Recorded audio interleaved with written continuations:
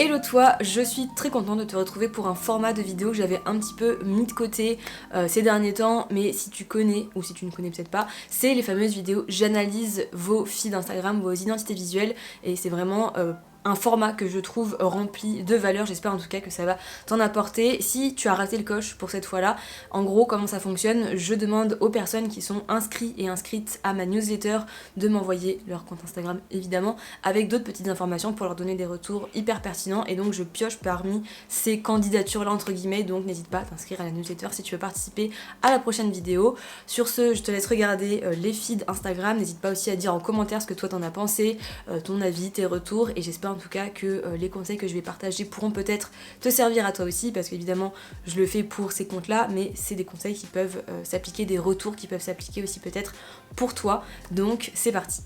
C'est parti, on commence la vidéo avec la première personne qui m'a envoyé sa candidature, c'est Tiffany, donc qui a fondé l'entreprise Mori Digital, et elle, son métier, c'est Online Business Manager, donc elle veut accompagner les freelances, entrepreneurs, entrepreneuses, hommes ou femmes, peu importe, qui veulent atteindre leurs ambitions dans le respect de l'environnement et de leur santé mentale, donc les aider à réaliser un projet web sans souffrance.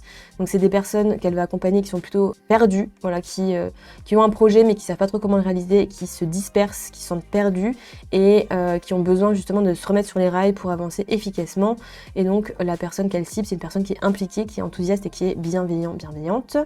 Donc elle les accompagne au quotidien pour soulager, les aider à prendre des décisions, avancer, pour se sentir plus serein ou sereine. Donc ça c'est important, les émotions qu'on veut évoquer, la confiance, la sérénité, la motivation et surtout la bienveillance. Alors attention avec le mot bienveillance parce que de nos jours ça englobe beaucoup de choses et j'ai envie de dire ça devrait être logique quand on a une entreprise, mais qu'est-ce que ça veut dire la notion de bienveillance dans l'entreprise Mori Digital? Peut-être à creuser cette notion-là.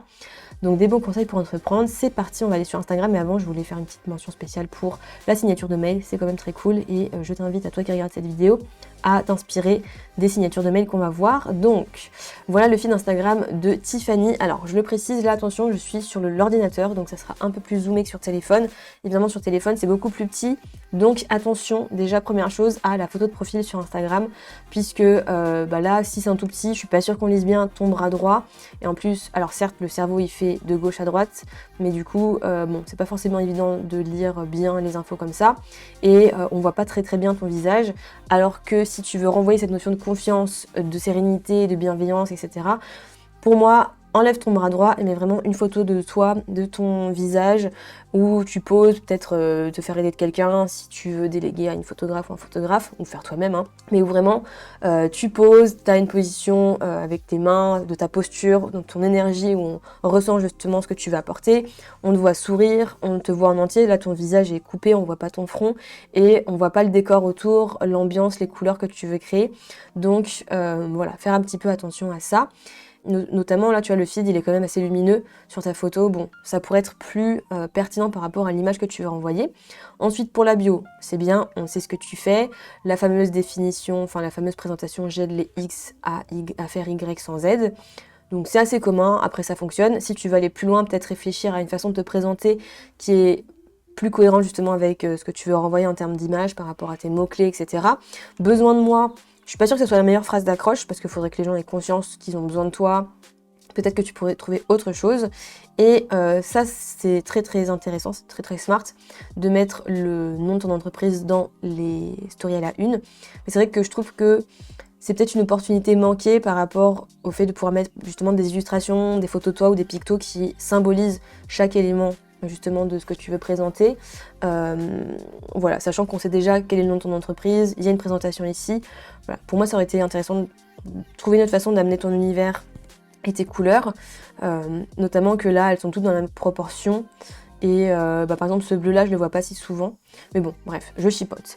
Pour les posts épinglés, attention aussi, là, bon, là, je suis sur l'ordinateur encore une fois, mais je te recommanderais de plutôt mettre ta tête sur un seul post, quitte à réduire un petit peu le texte ici, mais pour vraiment que ça fasse pas image coupée. Et donc on est bien toi au centre, et puis ensuite ton entreprise, voilà ce que tu proposes à côté. Alors pour tout ce qui va être fond blanc ou je pense que c'est un sorte de bleu canard très foncé, ça fonctionne bien, mais je te le rappelle, dans les mots tu m'as mis sérénité, et pour moi la sérénité ça passe aussi beaucoup par le fait qu'il n'y ait pas trop d'informations, que ça soit pas trop chargé, donc attention. à ce que tes posts soient pas trop bord à bord, pas trop avec plein d'informations, plein de petits détails partout. Personnellement, tu vois, je te recommande souvent, enfin c'est humain, les gens ont tendance à utiliser tout l'espace, mais justement, je te recommanderais plutôt de faire respirer l'information et de te mettre des marges. Ici, tu vois, par exemple, ta marge, elle est vraiment toute petite, pareil pour là. Je te recommanderais de t'imaginer un second cadre dans ton post plus petit pour que tes informations soient bien à l'intérieur et que voilà, tu aies un espacement pareil de chaque côté et que voilà, l'information soit moins étalée partout parce que du coup, ça peut faire un peu chargé. Pareil pour envoyer la notion de confiance. Ne pas hésiter à plus mettre justement peut-être des photos de toi, des photos d'humains, tes conseils à toi d'experte. Vraiment, là c'est très informatif, tes posts, j'ai l'impression. Après c'est bien, c'est important justement pour donner la notion de confiance et d'expertise, mais peut-être aussi faire ressortir ta personnalité, toi comment est-ce que tu travailles, toi c'est quoi ta vision, tes conseils, ton expertise, voilà, les conseils de Tiffany et de personne d'autre. Et attention par contre au style graphique, dans le sens notamment principalement par rapport à tes visuels. Par exemple là tu vois tu as mis une montagne avec un style assez minimaliste, sharp j'allais dire, mais voilà, très graphique. Et là en dessous on a une image avec au contraire des petites plantes à l'aquarelle, des cadres dorés, je pense que c'est un template Canva, mais attention parce que ça renvoie pas du tout la même vibe. Par exemple là le fait que tu aies du bleu canard foncé avec le cadre en doré et les petits trucs à l'aquarelle, pour moi c'est un peu créatif, artiste, classique chic, je vais dire ça comme ça, hein. Et au-dessus, t'as une typo un peu faite à la main, irrégulière, fait maison, je vais dire ça comme ça, un peu moins pro et chic, avec des petites vagues, effets surlignage et tout. C'est pas du tout le même style et donc ça renvoie une image selon moi un peu contradictoire. Donc attention à ça. Pareil, parfois là t'as des emojis dans un style, un sapin dans un autre style graphique, un personnage ici c'est encore différent, la fusée aussi. Donc peut-être essayer de faire une base de données de pictos, d'illustrations, mais qui ont tout le temps le même style. Et voilà, garder ce style-là pour qu'il y ait de la cohérence. Là tu vois c'est très irrégulier, fait à la main. C'est pas la même chose, donc ça peut créer un petit peu d'incohérence, on va dire, visuelle pour la personne qui te découvre. Après pour les couleurs, en soi on est bien pour le côté frais, motivation, la petite touche de jaune, la petite touche d'orange, même ton mint il est assez intense. Pour la bienveillance, je sais pas si c'est le plus adapté. Confiance, bon je pense que ça passe pas forcément par ces couleurs là, mais c'est pas grave. Sérénité par contre oui, puisque en général ce type de couleur c'est quelque chose qui est quand même assez dans des teintes apaisantes, dans le sens où c'est des bleus, des verts, alors un peu flash, mais pourquoi pas. Donc en soi, pour moi, c'est un bon univers, mais qui mérite d'être peut-être peaufiné. Surtout si tu veux renvoyer le côté confiance dans le sens expertise. Attention à ces typographies-là, qui sont un peu plus manuscrites et qui font un petit peu moins qualitatives, je vais dire entre guillemets, qui fonctionnent bien pour le côté motivation peut-être et humanisé, personnalisé, donc peut-être la bienveillance aussi, mais attention à voir comment tu les utilises, parce que par exemple, il me semble que c'est ce post-là, voilà, par exemple ici, hiérarchiser aussi, attention, tes informations, que voilà, là tu vois, vu que c'est écrit, c'est une typo assez grasse qui est écrite en majuscule, c'est un peu une des premières choses qu'on voit avec le Hello moi c'est Tiffen, alors que c'est pas le plus important. Ou en tout cas, voilà, organiser un petit peu les infos différemment, peut-être mettre ta photo en haut, bien centrée. Ensuite, toi, qui tu es, ce que tu fais. Hiérarchiser aussi les mots dans ton paragraphe, qu'est-ce qui est le plus important, mettre en gras certaines choses. Et ensuite, enregistre et partage, de le mettre à gauche, et la petite flèche et le symbole à droite, puisque c'est à droite qu'on enregistre, par exemple. Voilà, et centrer aussi peut-être les infos, pour vraiment savoir qu'est-ce qu'on doit regarder en premier et que ça fasse pas trop chargé encore une fois et que ça renvoie bien une image aussi une image soignée de ce que tu fais. Donc voilà, je pense que ça pourrait être les quelques conseils que je te donne et puis voilà, en tout cas on commence bien et j'espère que ces conseils vont t'aider. Et maintenant, on continue avec Mathilde qui nous propose cette fois-ci une marque de vêtements. Donc on va avoir un peu des profils différents, c'est chouette. Donc sa marque s'appelle Panache, je vais te montrer le compte Instagram juste après. Donc c'est un e-shop audacieux, donc on retient bien cet adjectif qui doit ressortir, pour de vêtements pour bébés. Donc son but c'est de simplifier la vie des parents pour faire plus facilement de la seconde main, oser franchir le pas de la seconde main, donc c'est pour ça le côté audacieux, donc il faudra que ça ressorte dans l'image de marque. marque grâce à la location de vêtements, une solution simple et souple pour habiller ses enfants. C'est une super tagline, ça, simple et souple. Les mamans, donc la cible, les mamans de 27-38 ans qui ont des enfants entre 0 et 2 ans, qui veulent réduire leur empreinte écologique mais qui veulent pas se prendre la tête et prendre du temps avec les sites de seconde main. Donc on doit aussi sentir le côté écologique, impact, environnement, et que c'est quelque chose de simple et donc qui prend pas trop de temps, qui rajoute pas de la charge mentale. Émotion, quand on suit la marque, donc je partage mon quotidien avec mon fils et mon amour des jolis petits vêtements. Donc là on a la notion de lifestyle et de passion, donc l'amour des jolis petits vêtements, très bien. Et avec mon produit, c'est ludique, une sélection surprise qui arrive dans la pochette pour jouer avec les tenues pour enfants. Donc la notion de jeu ludique et la notion de surprise. Donc on va voir si tout ça ressort. C'est pas hyper clair au niveau des mots-clés, donc je t'invite à travailler dessus si tu veux, Mathilde, si tu peux aussi, hein, pour affiner un petit peu la ligne directrice par rapport à ta marque, ce que tu veux faire vraiment ressortir. Et donc, pareil, super signature avec la photo, la description, le numéro de téléphone, le site internet et le Instagram. Et donc, le fameux Instagram, à quoi ça ressemble? Je parle même plus français. Donc, on a un logo très clair. Alors du coup, on n'a pas le panache en entier, mais on a le P point d'exclamation. Donc ça, pour le côté audacieuse, on y est, audacieux, audacieuse. Seconde main, bébé et enfant. Te simplifie la vie en habillant ton enfant, rejoins le club. Bon, c'est pas hyper clair de comprendre le concept. Enfin, si que tu proposes la seconde main, mais est-ce que c'est un achat? Est-ce que c'est un pack? Comment ça fonctionne? Bon, après, la bio en soi, c'est quelque chose qui peut être optimisé. Au moins, déjà, on sait à qui ça s'adresse. Rejoins le club, ça peut être pas mal. Mais peut-être rajouter justement ta différence à toi, sans se prendre la tête, de simplifier la vie concrètement. Est-ce qu'on pourrait pas aller un peu plus loin pour comprendre vraiment ce que ça apporte? Parce que bon, se simplifier la vie, toutes les marques peuvent un peu le promouvoir d'une façon ou d'une autre. Alors, les stories à la une, on a l'univers de la marque, donc ça c'est chouette. Attention à celle-ci peut-être, on pourrait aussi la personnaliser. Celle-là aussi, hein, clairement on pourrait mettre un plus joli picto. Enfin voilà, un picto tout court. Les mots doux, la présentation. Donc ensuite, on a le feed Instagram, on va regarder dans les grandes lignes. N'hésitez pas à me dire en commentaire ce que vous pensez de chaque marque, de chaque feed. Donc on a des couleurs chaudes, on a des couleurs un peu terracotta. Et on a des photos de Mathilde, donc ça c'est top. On a des petits bébés, des petits vêtements. On a plutôt de la cohérence quand même sur le style de photo, j'ai l'impression, par rapport aux couleurs, au traitement de l'image. Après je suis pas photographe, hein, mais dans le ressenti global, ça me paraît quand même plutôt cohérent par rapport au filtre. Pour les posts en soi, c'est clair, c'est lisible, c'est efficace, c'est simple. Donc on a le côté quand même un peu audacieux parce qu'on a une typo qui ressort bien. On a les points d'exclamation. Attention à ça par contre, à ce que ça soit bien lisible. On n'a pas forcément de post où on a bien ton processus, comment ça fonctionne, un peu plus justement explicatif. Là pour le coup, on a beaucoup de posts qui présentent les produits et lifestyle et l'ambiance et tout, mais on n'a pas forcément de post un peu plus technique sur le fonctionnement de l'entreprise, à quoi on peut s'attendre quand on commande, voir un petit peu plus justement comment ça fonctionne chez Panache.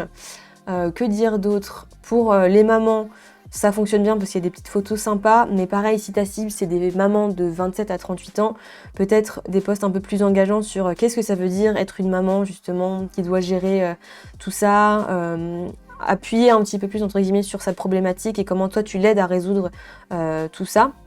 Là tu vois, tu as un post intéressant, occuper un enfant dans les transports, mais ça pourrait être aussi voilà, des conseils pour justement habiller ses enfants, ils grandissent trop vite, trouver des alternatives pas forcément trop chères, des conseils, par exemple, justement le fait de prendre la seconde main, c'est moins cher, c'est plus pratique parce qu'on les utilise pendant un temps et puis après de toute façon l'enfant grandit donc on peut pas le garder, enfin voilà, c'est pas forcément rentable de le garder pendant des années, on va sûrement revendre derrière ou le donner à des copines, la famille et tout. Attention ça aussi là, complètement hors sujet avec le reste de l'univers visuel, dommage.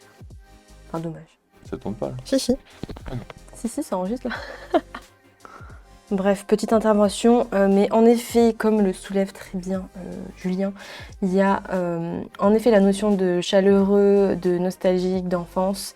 C'est très mignon, mais quand même dans les adjectifs principaux de la marque, il y a audacieux Et dans la tagline, c'est location de vêtements sans prise de tête pour les enfants stylés.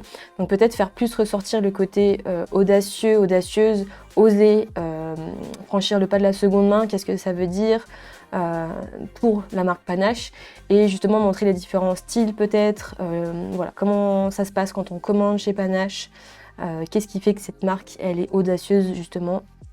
Et peut-être le faire ressortir un peu plus, parce que parfois on a des images quand même qui sont très mignonnes, cocooning et tout, mais voilà, peut-être voir qu'est-ce que ça veut dire au-delà voilà, c'est mignon, les enfants ils sont choupis et tout. Voilà, si une maman de 27 à 38 ans, elle vient et qu'elle se dit ah, voilà, moi je veux être une maman audacieuse qui ose faire de la seconde main, et je veux que mon enfant il soit stylé, concrètement, est-ce qu'on pourrait pas rajouter un petit peu de ça là-dedans? Mais en tout cas, pareil, c'est une bonne base, il faut juste optimiser, peut-être faire ressortir certains aspects de la marque un peu plus. Je vais juste par curiosité aller me balader sur le site très rapidement. Ok, donc il y a une vibe quand même très nostalgique, vintage, j'ai envie de dire. Oula, hop. Et donc, ça sera intéressant de peut-être faire ressortir aussi le côté un peu plus audace. Ou alors, dans ce cas, assumer que c'est une marque avec la notion de nostalgie, l'enfance, l'émotion, etc. J'ai l'impression que tu as créé un univers qui te plaît à toi, parce que tu dis tu partages le quotidien avec ton fils, il y a une vibe un peu nostalgique et tout, les jolis vêtements, mais on ressent moins le côté justement peut-être ludique et le côté audacieux. Donc à voir comment est-ce que tu pourrais plus le faire ressortir. Et voilà, même avec ton style, les typographies, peut-être t'amuser un petit peu plus, rajouter des éléments un peu visuels, des pictos, voilà, un style un peu justement, un style, faire ressortir le style. Voilà, là ça manque de pictos aussi un petit peu. Donc voilà pour mes feedbacks. Alors maintenant on va passer à Cécile qui, elle a été très honnête, m'a mis un texte beaucoup plus complet que ce que je demandais. Alors malheureusement je vais pas pouvoir tout lire parce que c'est une vidéo YouTube, c'est pas un audit vraiment complet comme si je le faisais pour une entreprise. Je vous donne des feedbacks pour vous améliorer, mais voilà, je peux pas non plus faire une vidéo d'1 heure, ça serait un peu trop long. Donc en gros ce qu'elle me dit, donc elle a débuté son entreprise il y a 1 an, les réseaux c'est pas trop son truc, voilà, elle s'est lancée dans l'aventure, elle a pas pu tout faire, mais elle est en train de travailler dessus, sur son entreprise, sur ce qu'elle veut développer, etc. Donc elle n'est pas hyper au clair sur sa cible, tout ce qui est marketing, etc. Donc elle se compare un petit peu à la concurrence, qui font des choses similaires, mais elle ne sait pas trop comment prendre sa place sur le marché.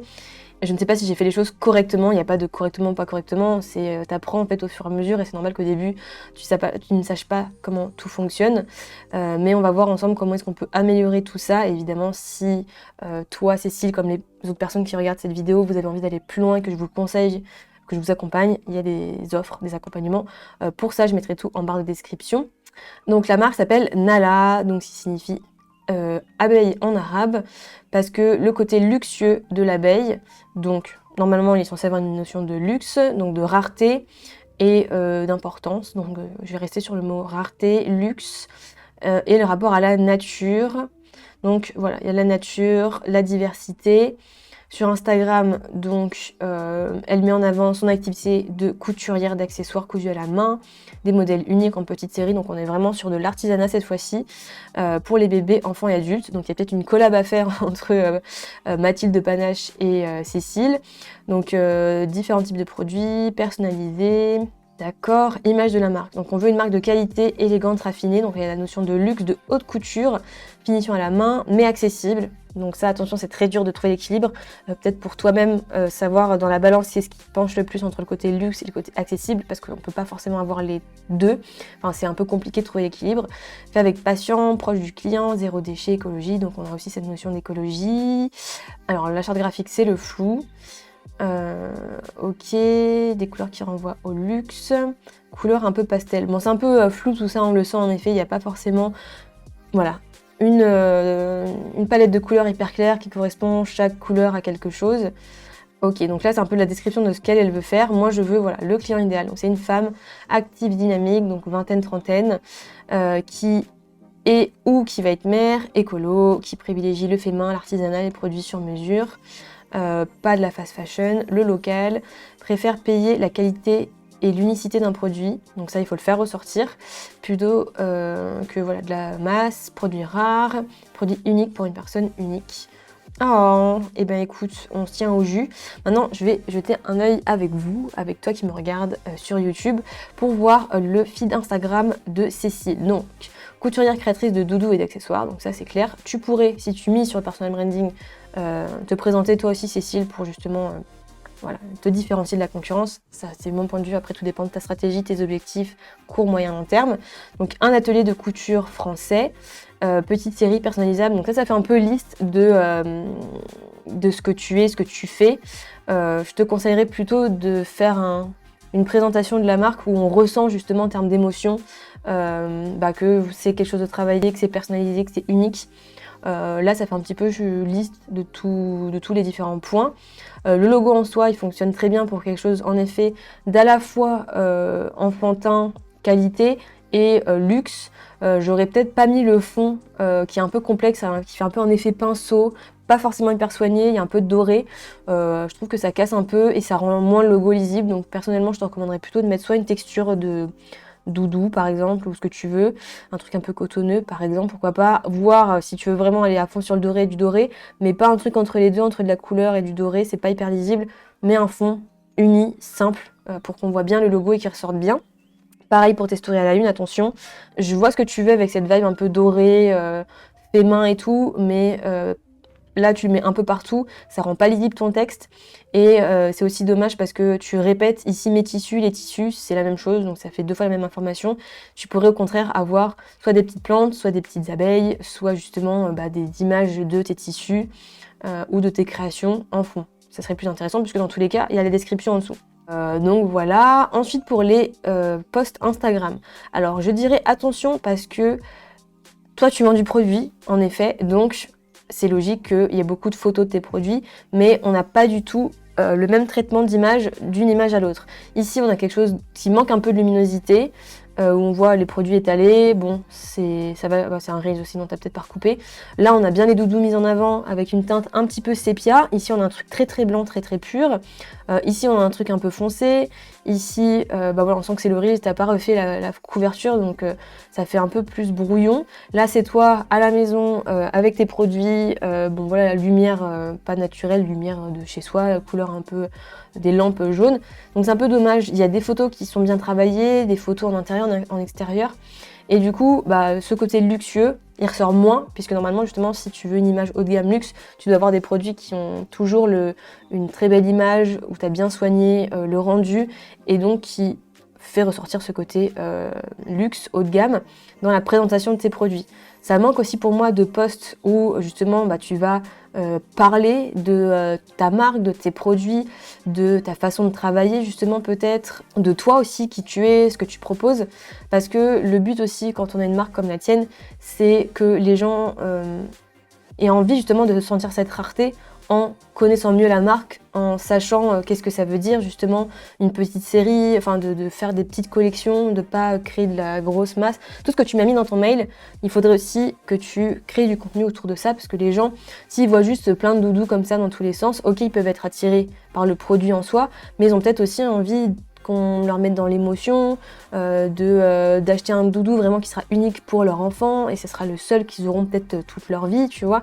Donc rajouter un peu de l'émotionnel là-dedans, et donc oui, développer ta charte graphique, parce que là pour l'instant, il n'y a pas de charte graphique, puisque tous tes doudous, c'est ça, enfin toutes tes créations, c'est ce qui prend la place dans ton feed, mais pas forcément une identité qui ressort.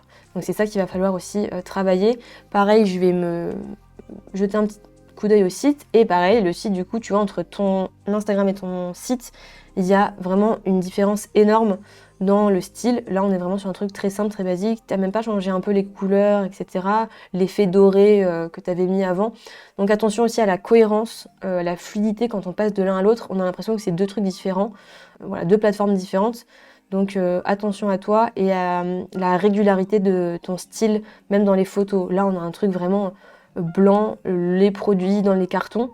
Et là, on a un truc au contraire avec une teinte, avec la texture, avec voilà, vraiment un style, un traitement d'image qui n'est pas régulier en fait. Donc forcément, l'identité de la marque ne ressort pas. Et peut-être que les gens auxquels tu te compares. Enfin, justement, ils travaillent la récurrence de leur style visuel, ils créent des posts qui sont engageants. Pas juste des présentations des produits, mais justement les tissus, pourquoi pas faire des posts sur les tissus, comment tu les achètes, est-ce qu'ils sont made in France, écologiques, etc. Donc vraiment faire ressortir ce qui fait que ta marque est unique dans ton feed et dans ton univers au global. Mais voilà, si tu as envie qu'on travaille ensemble, on travaille ensemble. Mais voilà, pour cette petite vidéo, je peux pas faire trop long. On est déjà à 27 minutes et je vais devoir faire du montage. Donc voilà. Et voilà pour cette vidéo remplie de conseils, j'espère que ça va pouvoir t'aider comme je te l'ai dit au début, voilà, te donner un petit peu un aperçu de comment est-ce que ça fonctionne, comment est-ce que j'audite les comptes et t'inviter à te poser des questions. Si tu veux évidemment avoir mon avis, n'hésite pas à me contacter sur Instagram ou m'envoyer un mail pour qu'on puisse discuter et voir quel type d'offre je pourrais peut-être te proposer pour aller un peu plus en profondeur, voir s'il y a besoin de retravailler ton branding, des fondations business ou juste optimiser ta communication, l'utilisation de ton univers dans tes contenus, création de contenu, etc. Bref, en tout cas, je te laisse juste en dessous, tu peux voir, il y a une autre vidéo, j'analyse vos feeds, vos comptes, si tu veux re-regarder une vidéo dans le même style pour en savoir encore plus. Et n'oublie pas que chaque individu peut avoir un énorme impact sur le monde, donc travaille ta réputation et travaille ta communication sur les réseaux. Voilà, salut.